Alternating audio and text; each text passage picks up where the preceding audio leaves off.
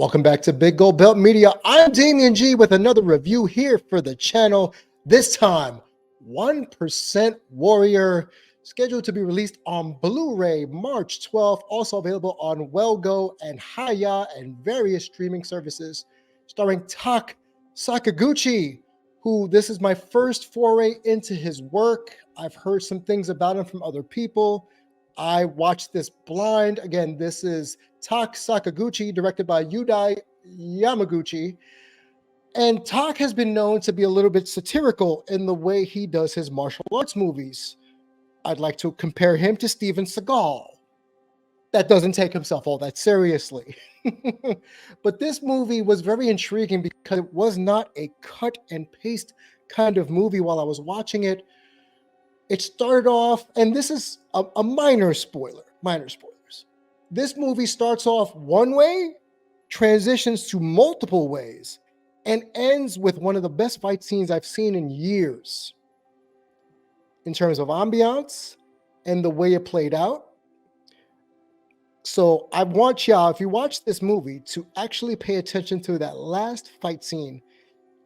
Tak's character fights a Jeet Kune Do practitioner known as Sensei at the end of the movie. And yeah, you need to see this. But this movie doesn't take itself too seriously until the end. And it had me thinking, this is one of those movies that had a decent enough plot where it kept you thinking, okay, what exactly am I watching here? But for me, I was attuned to the psychology behind it all. Deeper than the action scenes, deeper than the plot, deeper than the cheesy dialogue. There's a lot more depth to me that this movie gave that kept me interested till the end, until I kind of felt inceptioned, or I thought, what the hell did I just watch? So I implore people to, if you're interested in those types of movies, martial arts, yes. Action, yes. Cheesy script, yes. Cornball dialogue, yes. Life lesson, self-reflection, psychological meaning in a martial arts movie? Sign me up for that one. So I hope that whets your appetite. And I'm going to, again, minor spoilers. This movie starts off as a documentary, or at least an in-universe documentary. Then it transitions to a character or a person who wants to master their craft, who has disciples, who has students, who wants to teach their techniques to the next generation. And then this goes into movie making because the character, Tak's character, is an actor akin to maybe a Johnny Cage, Steven Seagal, Jean-Claude Van Damme, when you're at the end of the line and you're holding on to your career for dear life and you want to figure out what's next. That's a little bit of the psychological aspect of this movie. So it goes from the documentary to teaching your students to trying to get a passion project off the ground. And if you've worked in entertainment, you know exactly the kind of legwork you have to do to get a passion personal project off the ground, which leads to murder, mystery, and intrigue in a criminal organization. That's all I'm going to tell you for the light spoilers. It is in some ways run of the mill. A lot of ways, typical Saturday afternoon after WWF superstars schlock. But there's a message there.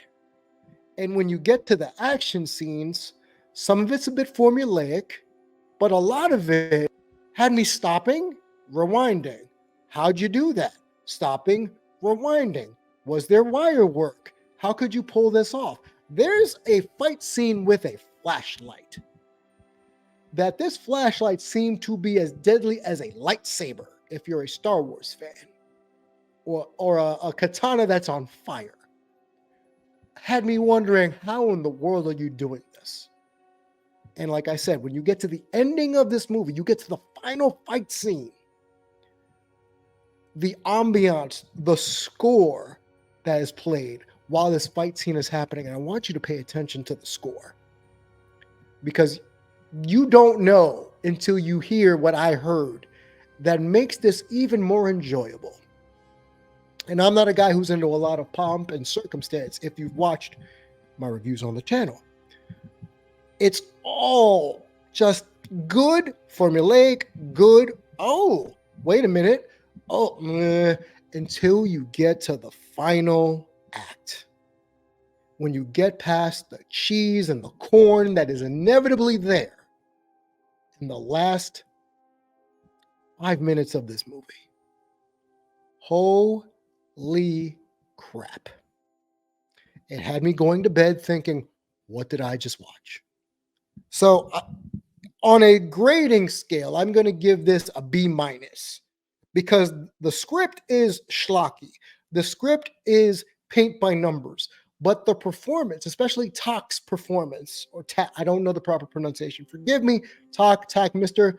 Sakaguchi, kudos to you. Because I couldn't tell where the fantasy started or ended, where the real life is, because based on what I've talked about with people about this film, this is a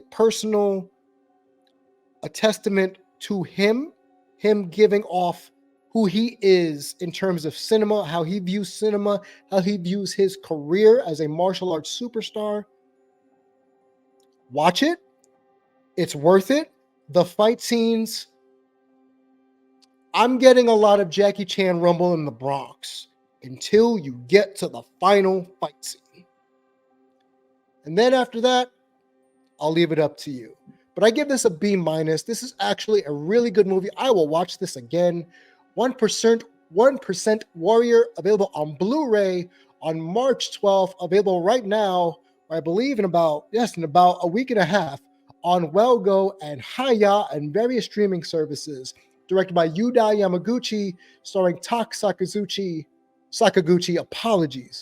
and Kohei Fukuyama, who is the person he fights at the end. Enjoy it. Let me know in the comments if you've seen it. Do you enjoy it? Do you want to see this? And what'd you think? So I'll catch you next time here on Big Gold Belt Media, BigGoldBelt.com, your one-stop shop for entertainment and all things encompassed. Painkillers.